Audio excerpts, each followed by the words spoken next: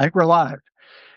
Hey, everybody, and welcome to Fight to Repair News. I'm Paul Roberts. I'm the editor here at Fight to Repair News, and today we're going to take a look at two major legal developments that could shape the future for farmers' right to repair and agricultural right to repair.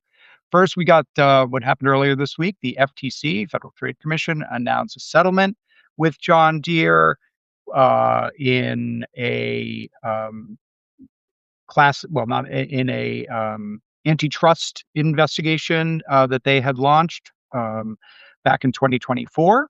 And it promises to expand farmers' access to John Deere software and tools needed to repair their equipment. And second, there's a proposed settlement to a somewhat related class action lawsuit filed by a group of farmers nationwide against Deere, which sparked a debate and some questions on this proposed settlement about whether it goes far enough, but it is in the works. It's being put up for approval by the judge in the case.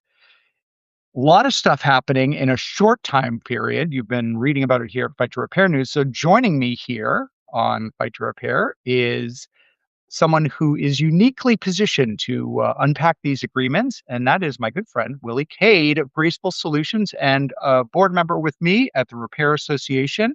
That's repair.org, kind of a key group in the right to repair movement. And Willie's just foundational member of that group and one of the country's most outspoken and longstanding advocates for agricultural right to repair. Willie, welcome back to Fight to Repair News. Thanks, Paul. Great to be here. I can't wait to start to unpack this. It's pretty dense, so I'll try to keep it high level, but also know for your viewers, I am not a lawyer. There's no legal advice here. There's my opinion. Hashtag not a lawyer. Yes. Yeah, Yes. exactly. So just to start, so the announcement was on the FTC case happened earlier this week. Where were you when you heard about it? And were you surprised, or did you? I know you work with a lot of people who've been very involved in this. So you kind of know this was coming. I knew it was coming, didn't know when, but the really interesting piece, so it was on Tuesday, the 8th. And on Monday, the 7th, at 8 a.m., John Deere lost $8 billion in market cap. And I'm going, what's going on? And I'm kind of all day Monday going, what? Huh? What's going on?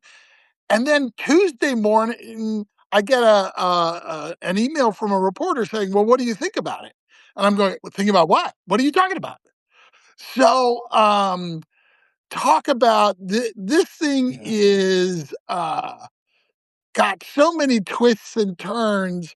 I'm just hoping the SEC goes, wait a minute, who traded on Monday morning at exactly 8 a.m.?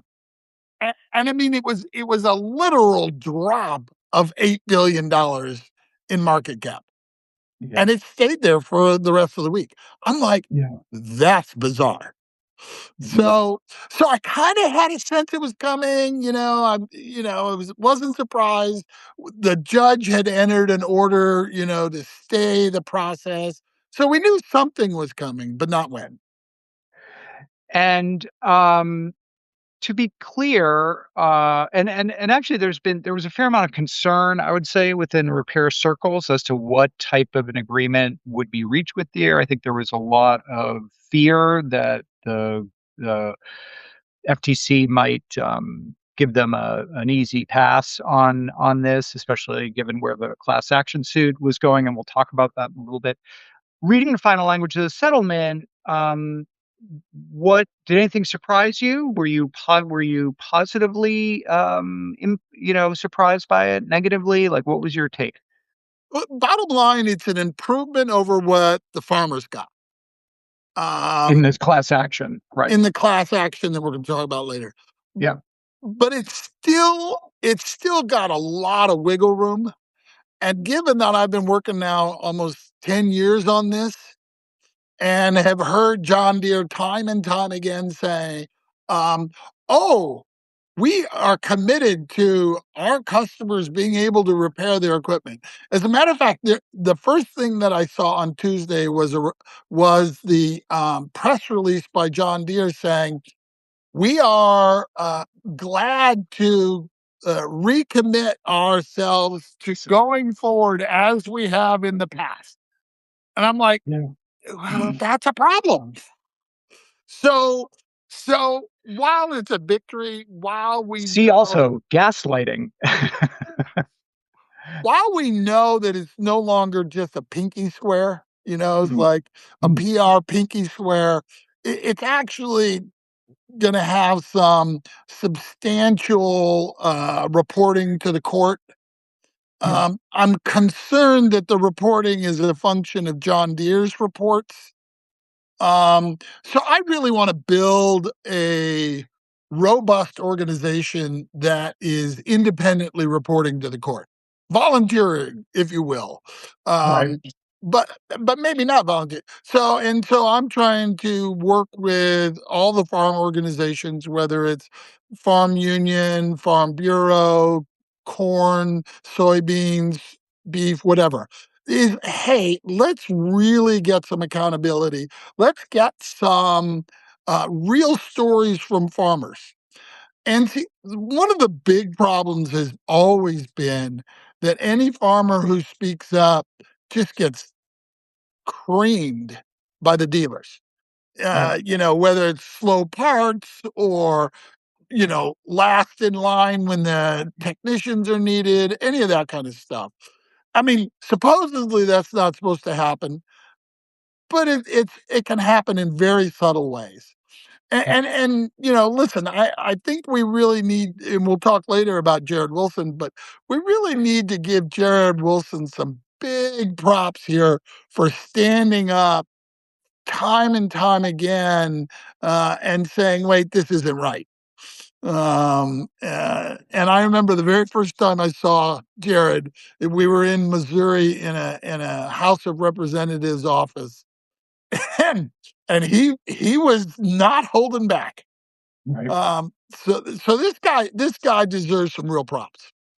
Jared Wilson's a Missouri farmer who's been a member of the class that's suing Deere and also been very prominent in kind of speaking on behalf of farmers for the challenges they face, and also with that agreement, as we wrote about, whether it actually works for farmers.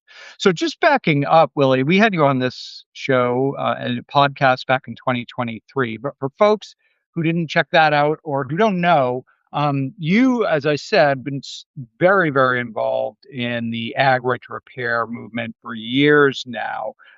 Just give us a quick history of you and the right to repair movement, in particular ag repair, and kind of how that came about, how that became part of your life. Sure. My grandfather, my mother's father, was chief engineer in 1925 and a member of the board of directors of John Deere when the board voted to sell tractors commercially.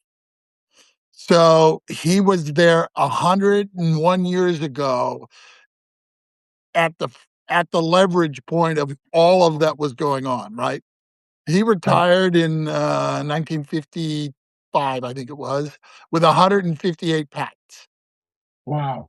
Right. 31 of them were on the manure spreader, and some people joke that I that's gone genetic, and that's why no, no, no, just a joke. Um, and my dad worked for International Harvester.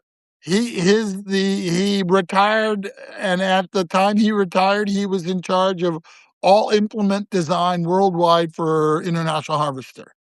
I spent my career refurbishing computers, and so now that tractors are rolling computers, which they are, I feel like I've come home to the family business, which is kind of a nice homage to much of what's going on in rural America and in agriculture. Absolutely. Absolutely. And I included a link to an op-ed you wrote for my publication Security Ledger, a cybersecurity publication back in 2019, where you talked about your grandfather's history as an inventor and a board member at Deere, and how, in your opinion, if your grandfather were alive today, he would be rigorously pro repair. That was part of his thinking was, how do we make things like easier for farmers and make them more efficient, more productive? Yeah, I mean, you got to remember this in 1925, this was a transition away from animal power to mechanical power. It's a Right, huge transmission transition, and and no, farmers didn't know how necessarily what a compression ratio on an engine was, but they're skilled, capable people and so they learned over the years, and now 100 years later, I would wager that most farmers are really good technicians. They're really right, good mechanics. And right, so from time to time when Deere goes, "Oh, this is too complicated for farmers," it's fingernails on the blackboard to me. It's like, right. "No, no, no. These guys are smart, these are capable." And oh, by the way, if you want them to write you a $1.3 million check for the combine you want to sell them, they've got some game. They're not Right, they're not idiots, right? So, right, right, right. yeah. And very kind of productivity focused, right? Like they're key. It is so key for farmers to not be, rendered unable to do what they need to do when they need to do it, whether that's because of the weather or where you are in the season or what have you. And that seems to, with that with right to repair, that is one of the key functions for farmers. Is just things are going to break, equipment breaks all the time. You need to be able to fix it and get it working again, so you can go out and use it to do what it needs to do. Um, so you've been very involved. Just a little bit more of the Willie history. Like you've been very involved, and I would say the last 5 or 6 years, with a number of projects. One of them was so in the conversations around agricultural right to repair, and I would say this also feeds into automotive right to repair, but it's much more pointed in agricultural right to repair. But basically, the arguments that the manufacturers would use to try and sway lawmakers or policy officials was about clean air regulations with and Deere would say, well, if we give them access to repair tools, they're going to use that to disable the clean air, the emissions um, tools and software on their tractors, so that they can ramp up the engine and have it be more powerful, and of course break the clean air laws. And so that's why we need to lock this whole thing down so they don't do that. And you did some really important research where you actually dug into the original language of the Clean Air Act and found out that actually no, clearly the people who wrote it anticipated that might be something that happened, that dealers would weaponize it that way, and put in language that really made it pretty clear that was up to the farmer to abide by the Clean Air Act and not the manufacturer. Just talk about that, and then you file this thing called a writ of mandamus with the EPA, saying basically these manufacturers are not abiding by the language of the law, and you need to make them abide by it because that's your job. Talk about that and what ended up happening with that, and how has that kind of fed into what's happened in the last week or so, which is this big shift in the ag right to repair movement. Yeah. So the Clean Air Act passed in 1977 originally. I mean, and there was some pretty good language in there. Specifically, one phrase that really has always resonated with me is that manufacturers need to provide any and all information necessary for repair. Any and all. And it was like, "Oh my god, that's fabulous language. That's clear, it's concise, etcetera." Yeah, and, We get a bigger federal law that says that, please. exactly. Uh, So, I started, figuring out who in the EPA, was supposed to assure that that was gonna happen. And I found the guy, and we've had years of conversations now. And ultimately, it came down to, well, I don't trust farmers will follow the law. And so we are encouraging John Deere not to provide the information. And when I was talking to a staffer on the Hill about this and describing it, he goes, "Oh, regulatory capture. John Deere has captured the regulator to their benefit." And I went, Yeah, yeah, but wait, it's the law. Doesn't I mean, don't they have to follow? No, they don't. They can interpret it. And even with, the Supreme Court ruling that the administration doesn't have kind of the final word, it's overturned Chevron is the case. Right. By the way, I do sound like I know law. No, no, no, no. I'm not a lawyer. I know I know a lot about a very small subject. Um, so they overturned Chevron and basically said, no, the judge has to look at the law, not defer to the EPA. Right. So, and it was like there was no moving the EPA. Right. And, even with Biden administration doing right to repair and they should and all the didn't move it. Um, Even the February 2nd announcement by this administration that, "Oh, no, people should be able to have freedom to fix." I was interested that they want freedom to fix and not right to repair. I'm like, "Well, okay." But anyways, they had to rebrand it themselves. Um, Still, the law is the law, and it is still not being followed. And Right. so when I look at the what came out this week in the FTC settlement, and I look at the definition of what are the information that's supposed to be provided, it's not any and all. It's equivalent to dealers. And Right. and given my ex Not identical, which is one of the right, right, equivalent. right. Right. Right. And so for me, that's the wiggle room. Now, they did a pretty good job of detailing the things that need to be in the software for equivalency, but we don't know if it's any or all because Right. John Deere has very carefully kept the dealer software separate.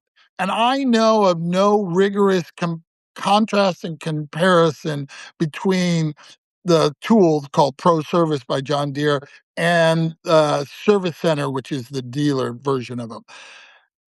I don't know it from the MDL or the farmer suit, and I don't know it from the FTC side. Right. Um, one of the things that I wanna do is I wanna get side by side comparisons. Right. Of Earlier this year, I was down, visiting with a dealer who was gonna show us how they're just the same. I don't know what the difference is. And so they were doing a demo. They had 1 tractor, 1 laptop, 1 connection, and they first showed the Pro Service and then they showed the service center, the dealer version, and I said, "Well, wait, let's go look over here. Let's see if this information is in this one, but not in this one." And we went to it, and as soon as the guy who was doing the demo saw that, "Oh my god, this is information that was not in Pro Service, it's in the dealer version," he shut the laptop, they ended the demo. It's like Show's over. Yeah. Yeah. so it's like and by the way, they were really pissed. Yeah. They Yeah. later found out who I was because we did the people who invited me to come did not tell them that Willie Cade was coming. Right, right. Yeah. You've got to rep. So, I mean, if you had to, on the positive side, if you were to point to what in this FTC settlement is the best news for farmers in terms of being able to repair their own equipment and get it working again, what about the agreement is most encouraging that way? Uh, that there's real movement towards, equanimity, Mhm. in this Mhm. particular process, listen, um, uh, we can't really tell from today's point of view.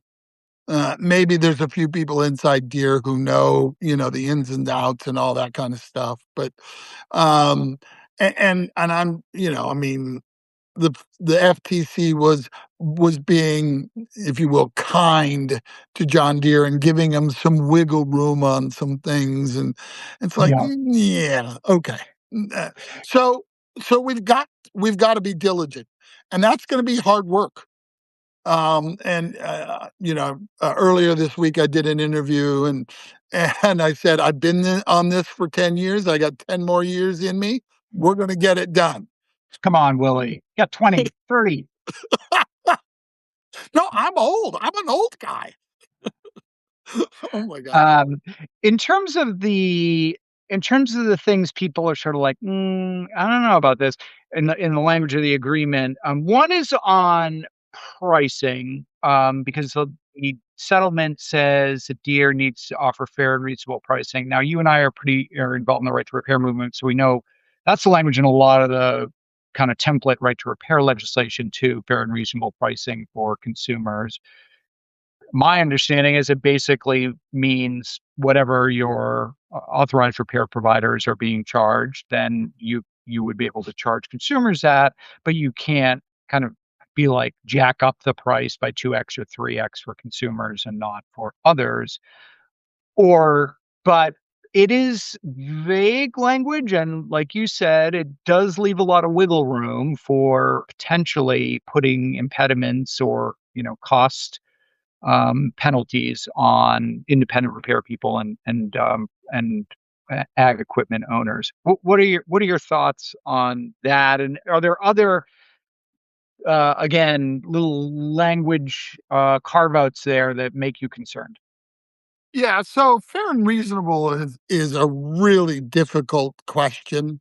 In a market and economy, we're not setting prices and that kind of thing. So, I and you and I have both spent hours on the issue of what is fair and reasonable, right? Mhm. Um, so, but here's one way that, yeah, at $195 a year per machine, that's a reasonably good deal, I think, for guys. Um, but in order to use that software, you need a cable. That's $1,100.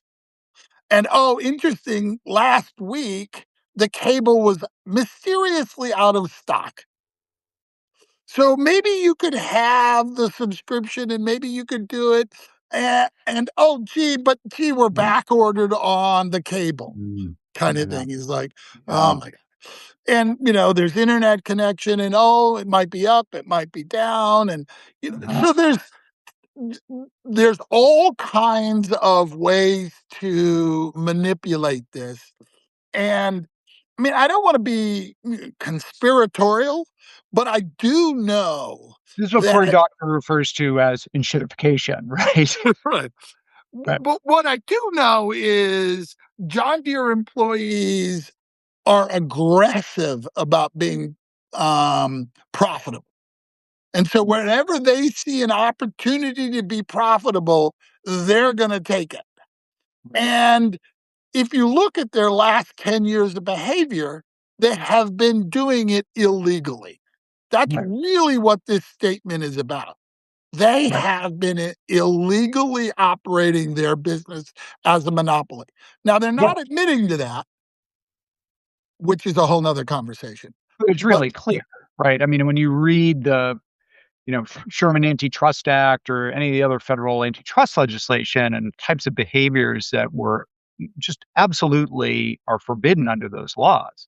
yeah, And then look at what Deere is doing. You're like, that's a violation. But it all happens in the context of this kind of post Reagan, well, monopolies are okay as long as they don't increase prices for consumers, and it's okay to have vertically integrated monopolies.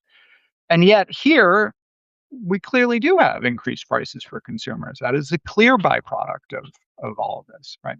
absolutely. Yeah. So, and I actually think this particular case could be a tipping point. Could be a tipping point for our society. One, because food is A, so important for everybody. Um, but B, it's such a clear example of a company abusing their power Right. and flat out operating in illegal manner. I'm just, by the way, I'm just imagining now a green tractor coming down my street and go and and some John Deere executive, yelling at me and those kind of things. So, by the way, Paul, if you come to my funeral and there's these huge tractor marks across my chest, you know what happened. Okay. Yeah, yeah, absolutely, Yeah. absolutely. Thank you. Yeah, and I mean, plenty of people have talked about this. Zephyr Teachout in her book Break 'Em Up talked a lot about chickenization, right, and talked about the poultry industry and how vertically, how monopolized it is, where the companies own the meat processors and the companies that build the facilities to hold the chickens in, and the farmers are really just kind of serfs. They're kind of living in this completely controlled marketplace where they have very few rights. So I mean, it's not unique to agricultural equipment, and yet kind of easier in some ways to wrap your head around, just because I think for many people, we don't know anything about meat processing and food industries, right? But we do understand the concept of like, well, I own this piece of equipment and it breaks, then I should be able to fix it. I can crawl into my car and put it up on a jack and repair it. I can dig into my washing machine and replace a broken, you know, suspension rod or whatever. Like, sure. Um, and this to kind of block that just strikes people as like, yeah, that's not right. Um, what going back to what you were saying, I mean, I think ultimately software features versus on one application, Deere's application versus what they're making available to customers. That's a complex problem, but ultimately, my guess is the assessment of whether this is working or not is whether farmers are able to complete any repair they need to do, right? Like, if something breaks on their precision agricultural equipment, can they not only diagnose the problem, but obtain the parts and complete the repair and get the thing back working themselves or with an independent provider or not? And that is going to be the litmus test of whether this agreement is effective, right? Yeah, the problem with that, and I dig deep into that question, right? Yeah, Is right. that the real litmus test? The Is problem that the with that, litmus? Yeah, yeah. yeah, the problem with that is John Deere's going to go, oh well, they're not trained well enough, so they don't know how to use the tool, and Okay. so it becomes a whole. Yeah, So the real litmus test I'm going to look for is how many independent service organizations are there out there? How many large dealers who have big shops have bought the John Deere equipment and start servicing John Deere equipment in their Case IH or their AGCO dealerships? By the way, if I was a Case or an AGCO dealer, I'd be first in line to buy this software because I can now start working with my yeah, closest neighbors who are John Deere green families, as we call them in rural right, America, right. and start bringing them over to my side. And And and one of yeah, go ahead. Sorry. and and so then we will really see price competition at that point, Right. right? And one of the problems we've talked about a lot with agricultural repair restrictions isn't just the inability of farmers to get access to the information. It's also practically the incredibly consolidated dealership marketplace out there, which was consolidated by Deere as a program to force consolidation. So for farmers who live in remote areas, sometimes they need to send their equipment an hour or 2 hours away to a dealership to get service, which is incredibly expensive and time consuming. So, like you said, if suddenly Case IH and all these other companies that already have the skilled professionals working for them doing ag repair can suddenly fix Deere equipment too, that broadens that map. Suddenly, oh, I've got to deal within 15 minutes of me, not 90 minutes of me, and makes life a lot simpler for the farmers and less expensive, right? Absolutely. Yeah. Yeah.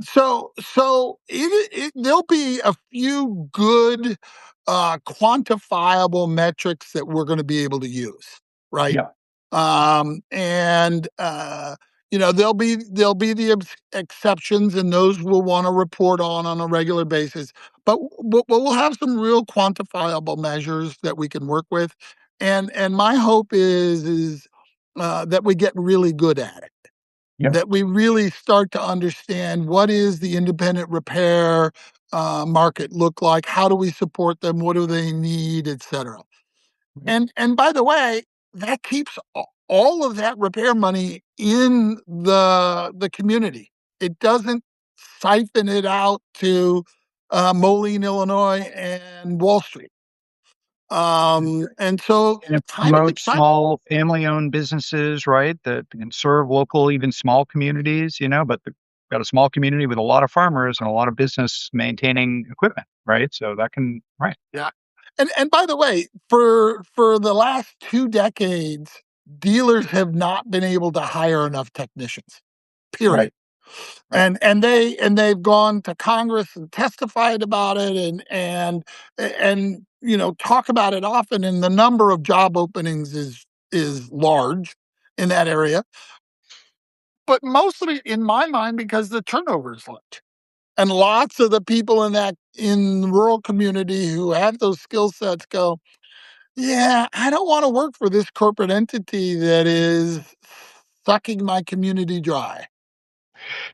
And yet I can't be independent of them because without access to their tools and resources and IT infrastructure, I basically can't do what I'm trained to do, right? Yeah. Um, so one of the just one more question on the dealership thing. One of the interesting phrases or language in this agreement is regarding providing access to new repair tools, so things that are released subsequent to the deal. And there's this language that says Deere only needs to make them available to farmers and independent repair people once 50% or more of their dealers have access to these new tools, which seems strange. I mean, I kind of get the idea of like, well, maybe we're piloting some new repair tool with a small group of dealers, but we don't really know if it's going to work, and so we don't want to be giving that to everybody.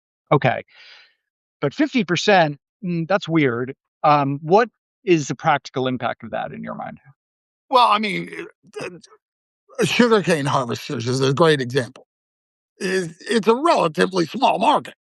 And there's Right. only, uh, you know, 5, Yeah. 10, 15% of the dealers who would ever need to have that.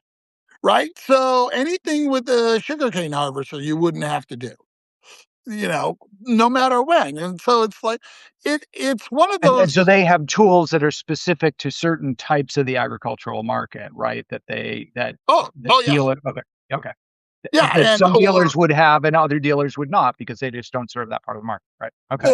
or in, logging, or, Right. any of the business elements that John Deere has, is this becomes a pretty, uh, abusable limit.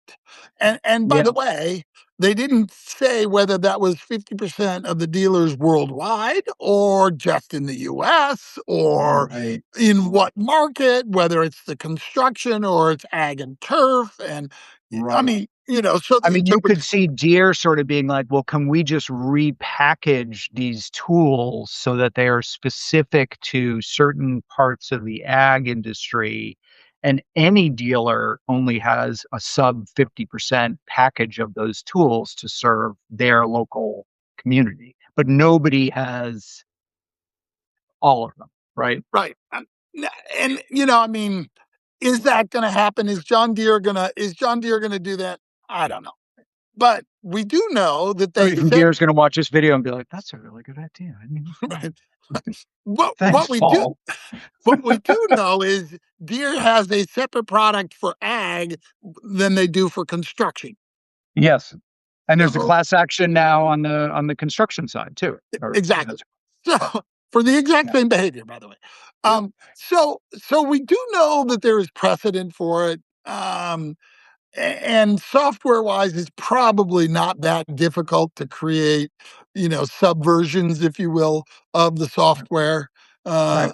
I presume that the software that's called Pro Service for consumers and independents is a the same code base as the one for dealers. Just they add a few screens, logical screens to eliminate capability. I mean, that's Mhm. so it's. I don't think it's very hard from the software point of view.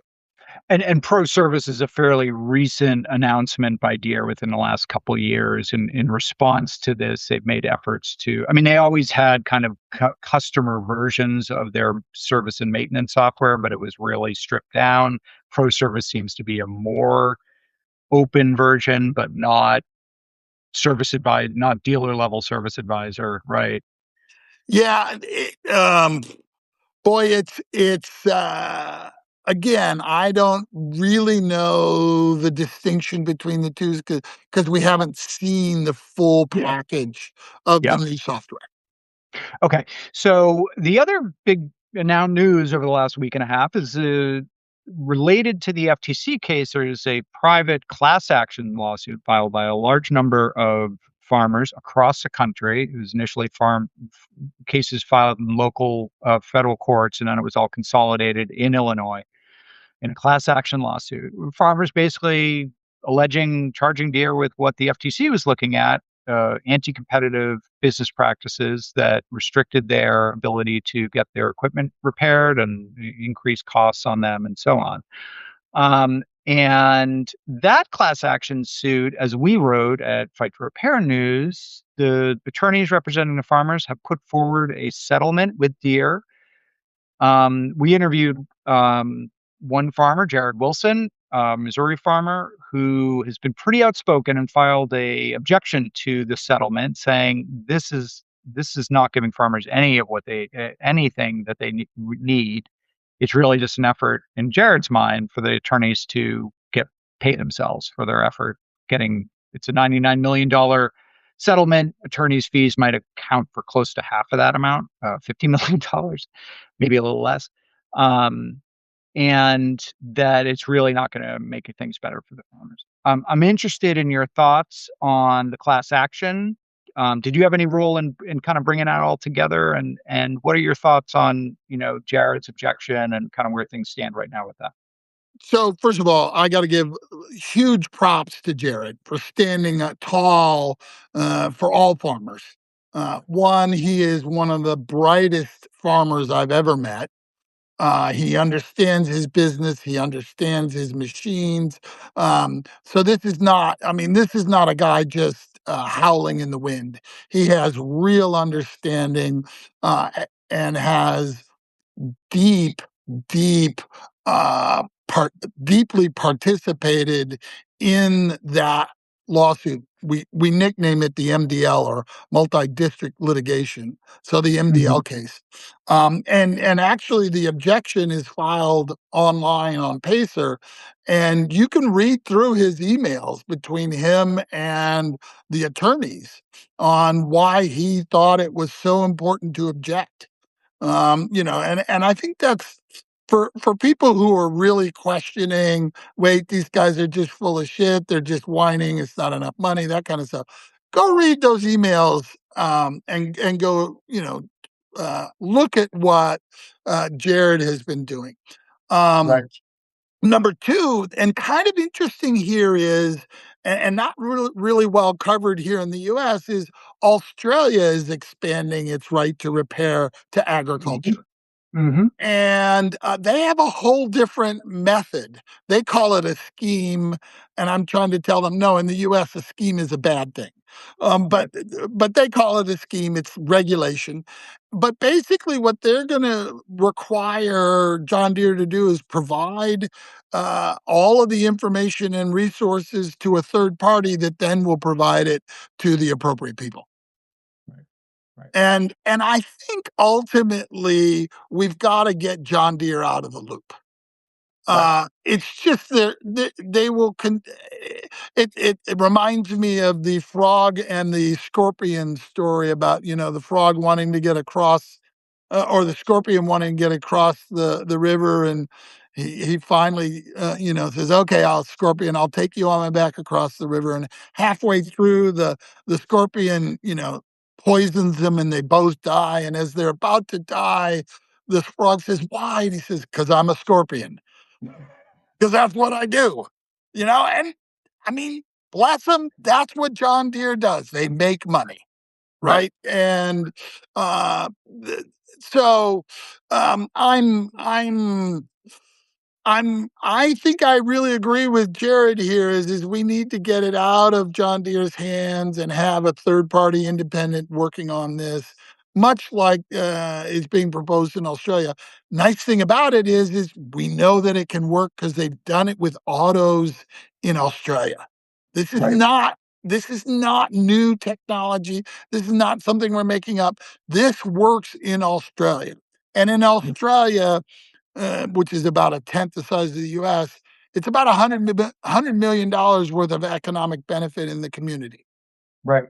Right. That would be Interesting. $1 billion. That's some real money in rural America. Right. Well, I mean, one of the things Jared points out is just, the basically the settlement, let's say it's, $50 million out of the 99, comes down to really pennies per acre over and the settlement would cover the last 8 years. Whereas if you look at what farmers are really spending per acre, when you break down their repair costs based on the average farm size, it's hundreds of dollars per acre in service costs. And so this is really pennies on the dollar.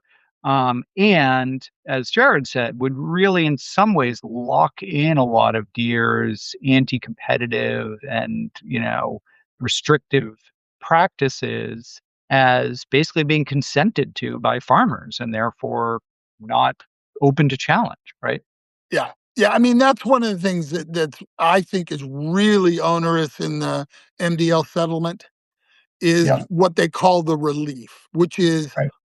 okay, we'll give you this money, whatever it is, and however much you get, but you can't do this, and this That's right.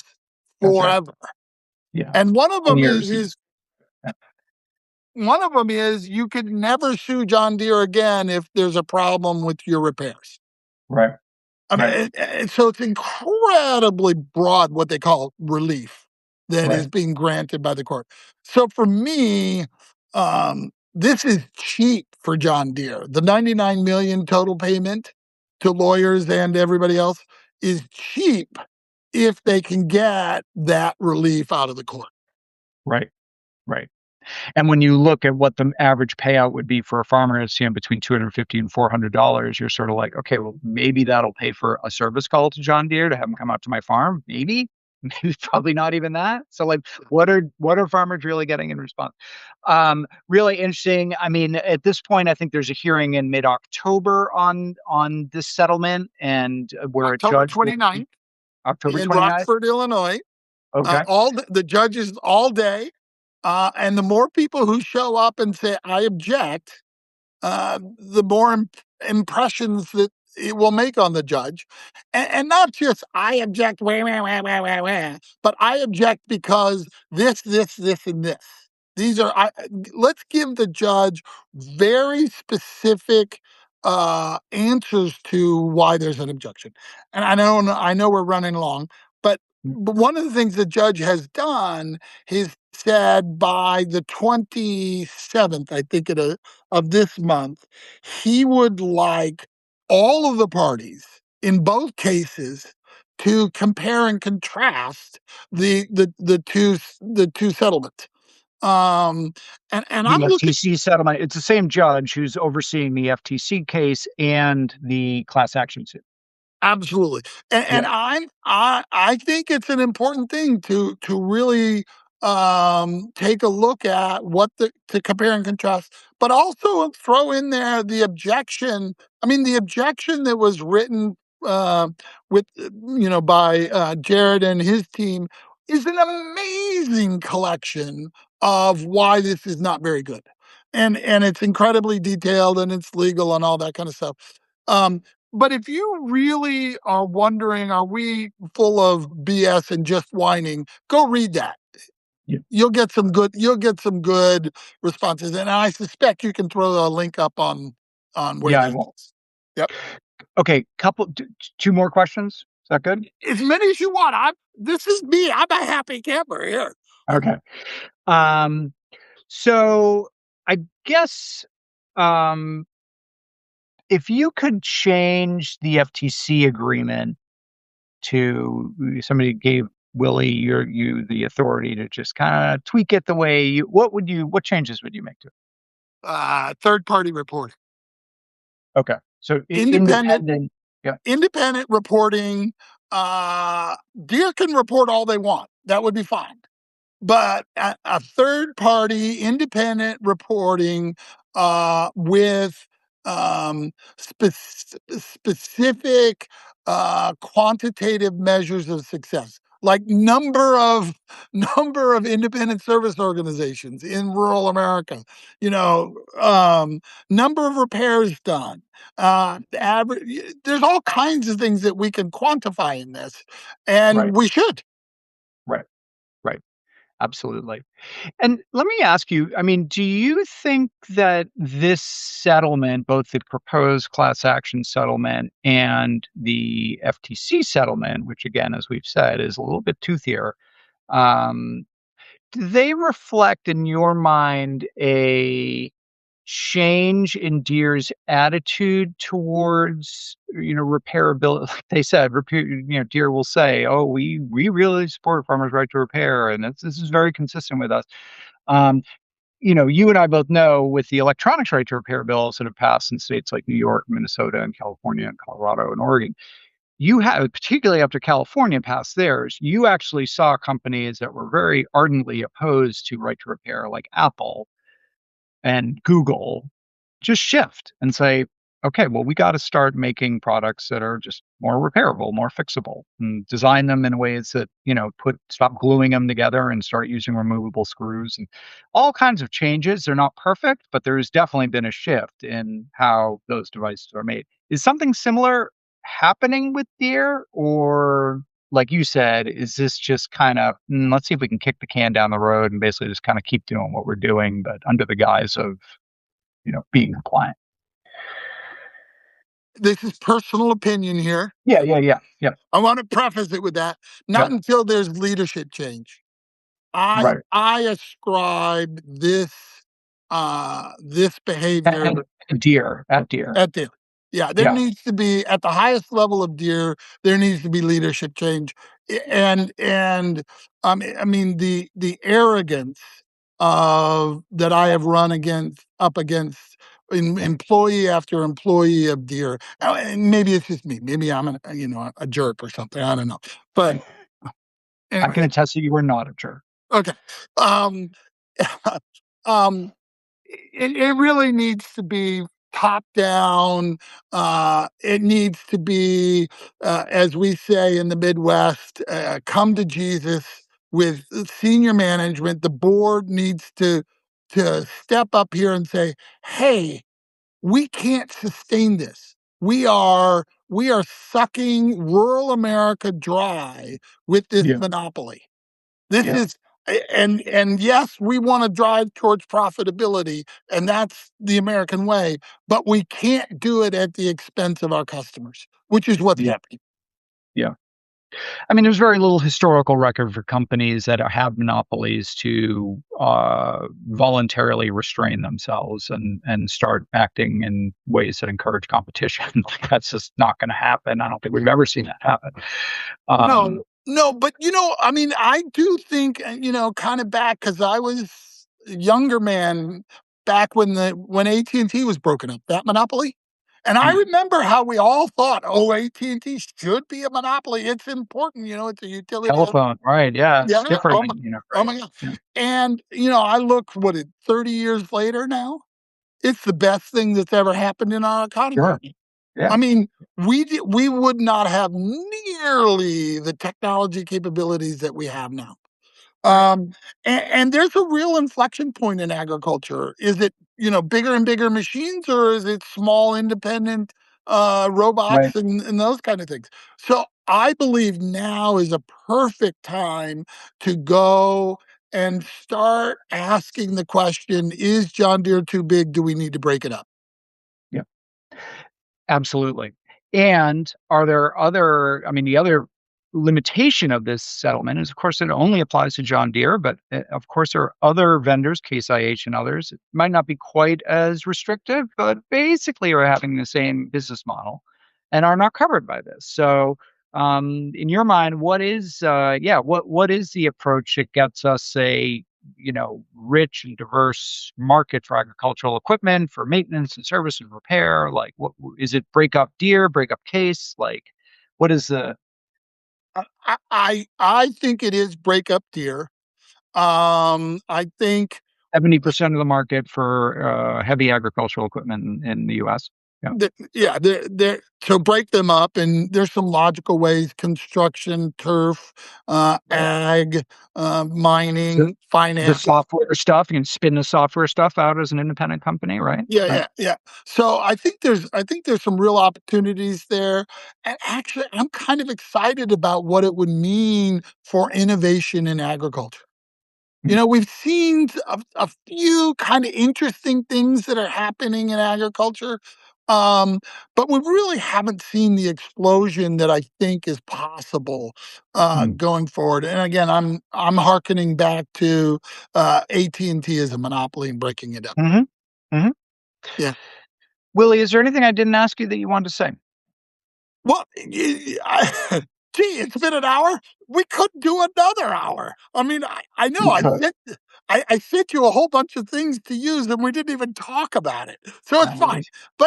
But I really want people, if they're still listening, to take a look at this and try to understand it as best they can. And here's the one example that I think is really important that kind of speaks to what I would consider the ingenuineness of the MDL settlement. Is the settlement is based on the number of hours that a technician at a dealer worked on a piece of equipment. Any farmer who gets their invoice from that dealer, he never sees the hours. All he sees is a dollar amount. So, how are you going to ask a farmer to substantiate what Deere is telling you? It just doesn't make sense. In terms of what they're paying you back. Yeah, Right. Right. yeah. And so that's your numerator and the denominator. Who knows what the denominator is going to be? Right. And Right. how are you going to aggregate? And who's Right. watching the store on the denominator? Is it Right. the attorneys who for the plaintiffs? I'm not convinced that they would really know and understand. Well, there's an estimate, and I'm not sure the source of the estimate is at the end of the number, the 99 million number is anywhere from 3% to 14% of what farmers in the US have been paying in, inflated service costs. That puts the number of the settlement really up closer to $1 billion than $100 million. Um, and would obviously greatly increase that payout to farmers, in a way that would yeah. Yeah. So So farmers have, and just to reiterate, farmers have till September 15th to opt out. right, Now, that's a real decision. Opt out means no, I'm not going to take any money that's going to come down, but I'm going to preserve my rights going forward. Um, and unless, of course, the judge changes things, and he may well, given his, whatever he gets. And if he changes stuff, we're coming back and telling you. But two, reach out to me, Paul. yeah, Feel free to put my email in there. I'm happy to get it. If I get a gazillion emails, great. I love to talk to farmers and get real stories, and it always helps me understand what's going on. And I can then take my experience of all those stories, put them together, and it's very helpful. I've there was one, and it's one of the charts we wanted to use on the price of the flagship Deere combines. Prior to John May as CEO, it went up at about 12, 10-12% annually, which was, and the R squared, because I'm a trained as a scientist, R squared was 0.98. When John May started, it it increased tenfold. Yeah, an amazing increase, and that's one of the ways that a monopoly uh, works. That's one of the secondary benefits, tertiary benefits that happens in monopolistic environments. Yeah. Really interesting. Willie, there's a lot more to talk about on this, as you said, and a lot more news coming, a lot more developments coming. I don't think we're by any stretch are at the end of this, including the work we've been doing to forget about the deer settlement, create a federal right to repair agricultural equipment, right? That Absolutely. was Yeah. vendor independent. So Yeah. Yeah, there's there's a lot to go on here, and I invite your listeners to, if they've got some things they want to share, let me know. absolutely. We will connect you. We'll put your Substack handle on there and let them know how to reach out to you. And Willie, thanks for joining us on Fight to Repair News, and we'll do it again. Thanks, Paul. Great pleasure. This was great fun. Thanks. It was absolutely, and thanks All right. everyone who joined us. We'll talk to you soon. Bye.